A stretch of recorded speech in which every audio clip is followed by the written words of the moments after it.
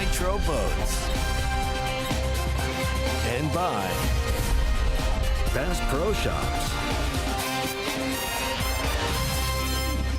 3.5 hours fishing time left for the 10 anglers left in the guaranteed rate Bassmaster Elite at Lake Oahe here on Championship Sunday. 3 hours minus travel time. Travel time might be affected by some freshening southerly winds hitting this big lake system that runs basically north to south.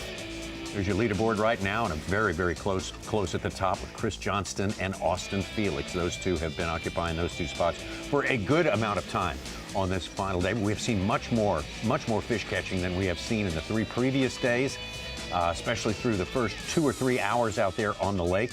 We've also got Mark Fraser, Taco Ito, and Seth Feider possible to join the fray as well. But right now, let's take a look at what we have seen with our Toyota Midday Report.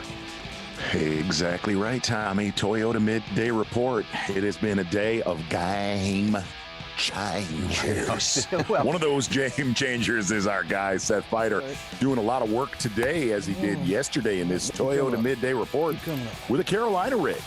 Yeah. Quality was definitely there for Seth Feider, but he is still, Tommy Sanders, sitting on 4 bass. Broke off a big one that actually would have put him near the lead, though. 4 fish in his live well, all quality for Seth Feider. Feider been on a good trajectory over the past day and a half here. Of course, he had 13.4 on day 2, but day 3 bounced back with a 19.5. Chance of Seth Feider hooking up with a giant. We never discount that. Yeah, and we're going to have to definitely show that fish again. That is a critical bass, that one that he broke off. We did not get to see that on FS1.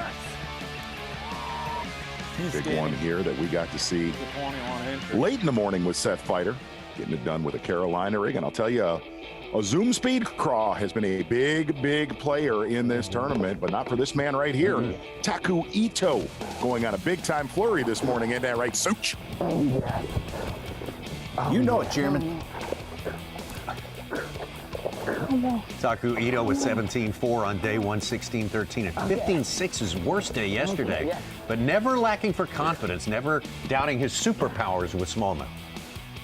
Exactly. Going to it with a Nico rig, 4-inch shrimp style bait that a couple of people feel is mimicking some of the grasshoppers around Lake Oahe. A kind of an interesting gig right there. But Taku Ito slowly trailing off each day of this tournament, either a pound to a pound and a half lighter. Gonna need some big ones today from Taku, but a big morning for Mark Fraser. Mark Fraser of Georgia in his 2nd year on the Bassmaster Elite Series. Had a good season so far, and just continues to show that he's bound for the top tier sooner, probably, rather than later. Exactly right, and really one of the things that we said today is it seems like this tournament, Mark Fraser either catches a 4 to 5 pounder or a 12-incher, and not many 3-pounders. Well, this morning it was all 3-pounders. The majority of his work was done with a Ned rig earlier today. Got to see him doing a lot of drop shotting in an area all by himself, about, call it 20 to 25 miles south of our takeoff. Fraser used a lot of his experience on spotted bass in Georgia, fishing offshore, kind of triangulating without forward-facing sonar just a few years ago, and now he said using that has helped him be a little bit more efficient on fish that aren't around structure. As we go over to Austin Felix, our day 3 leader, the guy who charged hard on day 2 at 23 pounds. Absolutely. Had a disappointing day 1 and had a couple of mishaps and missteps, bad luck in some cases, but really, since then, he has been the story of this tournament. Exactly right, Tommy, and as we said, a Carolina rig. That cat kind of got out of the bag 2 days ago. Lee Livesey throwing a lot of love to some of the other anglers in your top 10 today. Getting it done with the Carolina rig. Speed Craw has been a massive player for this man right here, Austin Felix. And as we saw yesterday, looking for his first victory in the Bassmaster Elite Series, he's going to need a few of those key late-day calls to chase down, well, one of the other best smallmouth fishermen in the world, this guy right here, Chris Johnston. Chris Johnston always casts a huge shadow anytime we go up north and do smallmouth bass fishing. He's certainly been the guy to watch out for. He was your day 2 leader, as a matter of fact, and has been super solid until yesterday when he dropped off about 2 pounds, much like everyone else in the field. Yeah, he did. He was just lacking quality on semifinal Saturday. Not the case today, catching some really, really nice ones. And the one thing about Chris Johnston, we talked about it earlier this morning during our broadcast. You could tell he definitely knew he lost pace yesterday. Not very happy when they marched out the top 10 for Championship Sunday. Chris Johnston, that's your Toyota Midday report right there. Tommy Sanders wrapping it up. Game changer. Absolutely, game changer for sure. Welcome to the Bassmaster Studios, sponsored by Marathon. As we say, we got about 3.5 hours left of fishing. And Ronnie Moore, is it down to a two-person race at this time, or could someone else really insert themselves into the question? Well, I mean, honestly, looking at Bass Track, it's a lot easier to say, yes, it's a two-person race with the two guys, Chris Johnston and Austin Felix. But with Taku Ito, Mark Frazier, and Seth Feider all having 12 to 13, maybe 14 pounds, the ability to jump up to 18 is still there for those guys. They've definitely caught more fish than our leaders have. They just haven't gotten the size.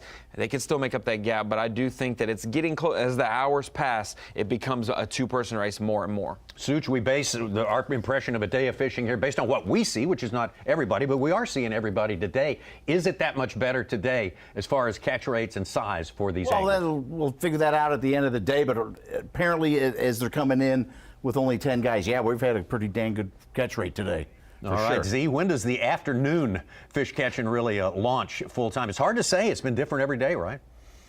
Definitely, and I think the thing that you really have to look at is we went through that Toyota Midday report. You start to look at the size of fish. I've always said this about Bass Track. I pay attention to it. It's like my brother-in-law. I pay attention, but I don't quite trust it at times. I think the weights are a lot more condensed together at the top. Really look for the one thing that we've seen is that those bigger than average sized fish that Chris Johnston was catching on days 1 and 2, they have shown back up in that one little primary area above the 212 bridge, and he has locked into that spot. We heard him say, I might just camp out here all day looking for a big bag.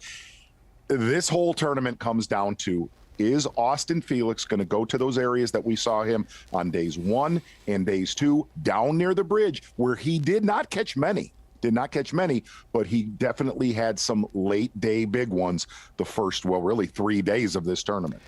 Tommy, I'll say with what Zona said and what Austin said leaving the dock this morning, it seems like maybe something that fans don't want to see. A guy who starts or ends the day so strong on day 3 at an area and then decides not to start there. He's kind of mature with his game plan and said, no, I'm not going to force that issue. I'm going to wait till the time of day where they bit yesterday and go back there. So I would expect to see some kind of fireworks from Austin this afternoon, Z. Well, let's talk some more about Austin Felix while we get out on the lake with the aforementioned Austin Felix, our leader by about 3 pounds to start this day, and that lead has been eroded considerably by one Chris Johnston.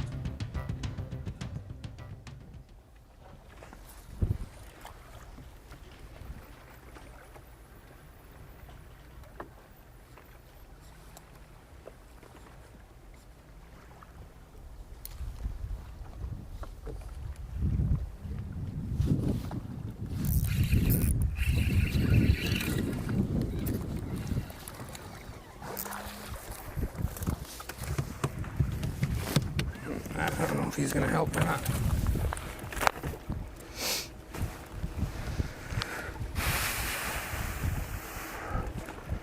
I guess now's as good a time as any to figure all this out.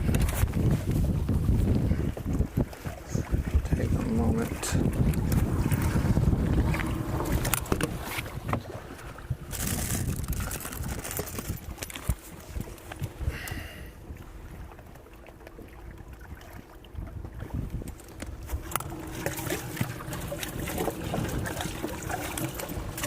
The one thing I'll say, Tommy, you said, is it a 2-horse race? I do not want to forget about, and it's a guy that we haven't heard from. I've been waiting for an update. I just reached out to his cameraman to see. But Patrick Walters being out of service every day around this time. We'll normally get some kind of update from them numbers-wise, and maybe we can see the footage later. But sitting in 10th with 0 fish today, has not pinged since 9 o'clock.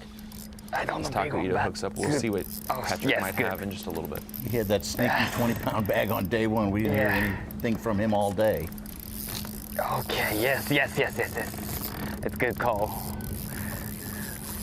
Wow. Come on.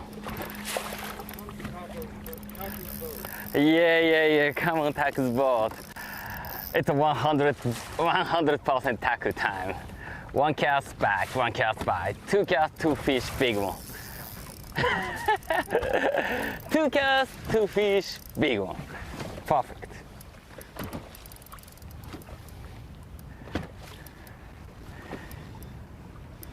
Tommy, did he say it's 1,000% or 100,000% taku time? Not so giant, That is- not so giant.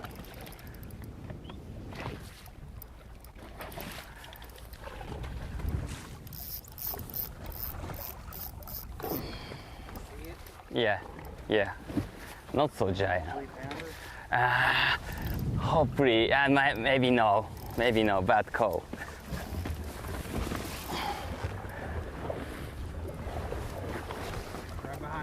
Okay.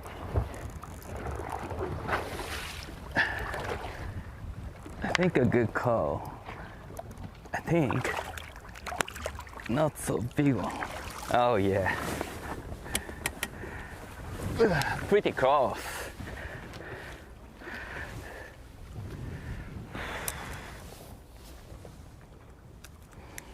Watch him get What unhooked do you from this think? fish right here. TH Marine Weather Watch, 80 degrees right now.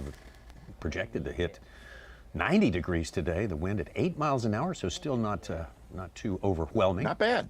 South-southeast. Was supposed to get pretty chippy out there today around lunchtime. We're supposed to get some south winds all the way up to 20 miles an hour. Hasn't happened yet, but we got a lot of time left, as we say. Talked to Troy Deedy last night, a guy who has a lot of experience here and has kind of clued us in coming into the event what he thought. I said, I don't need much from you. I just wanted to know, is this played out like you thought it would? And he said, I didn't think that, I thought that everything so far on day 1 and 2 would be like it was, but yesterday he thought he'd see a couple 20-pound bags and we didn't see any. He said that from this week on out, the water temperatures significantly cool off as the days get shorter. It can happen very quick up in this region. So maybe we're a week or two out from them really putting on their fall feed bag, which we would normally consider, in New York, maybe mid-September to October, really heavily. Yeah. Michigan, same kind of things, I guess. But it might start here late last week, August, when they start doing that.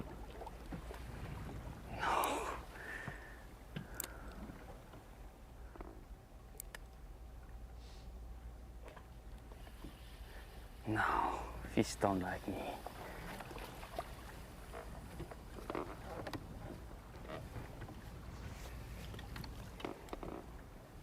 Oh yeah.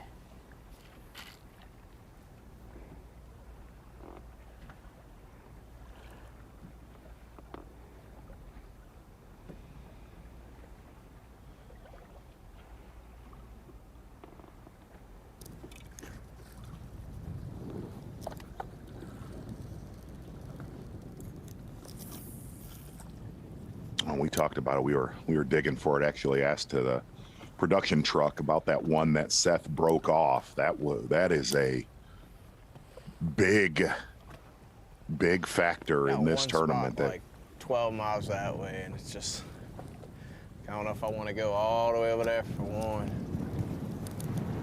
Yeah, with him having 4, he would, that fish would have him within 2 pounds of the lead.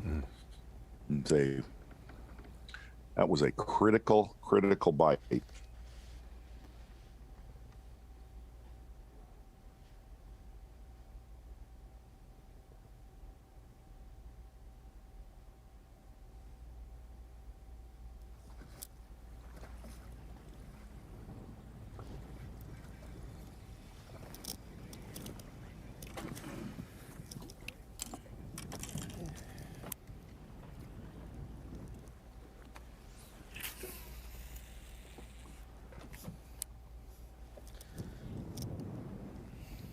Tyler Rivette's got 1 left to a limit. He's moved himself up the leaderboard in his starting position today.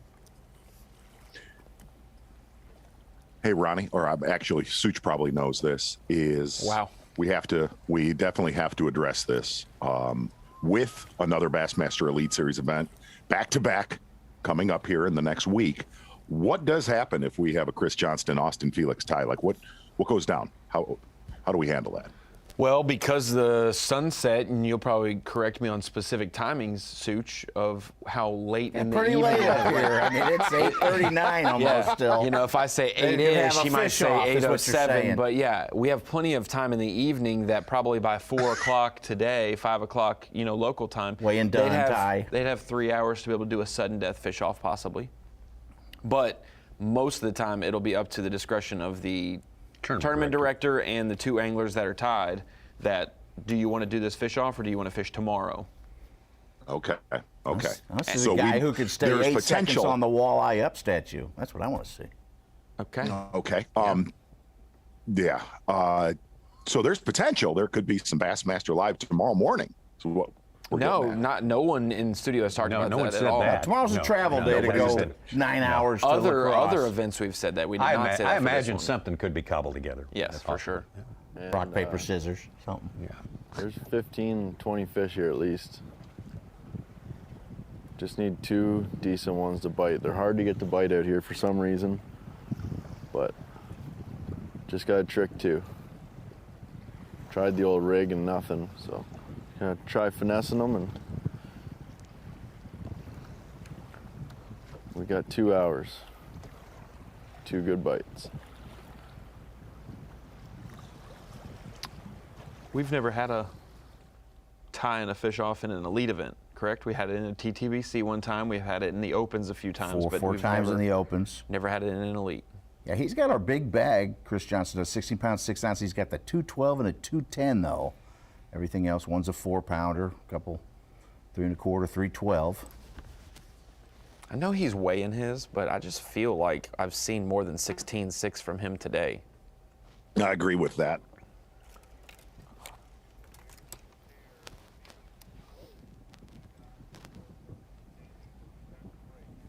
And Felix started 3 pounds, 14 ounces ahead of Johnson. He's in second. His bag says 12.0. He's got 2 1 3/4 pounders in there. And he is 8 ounces back right now.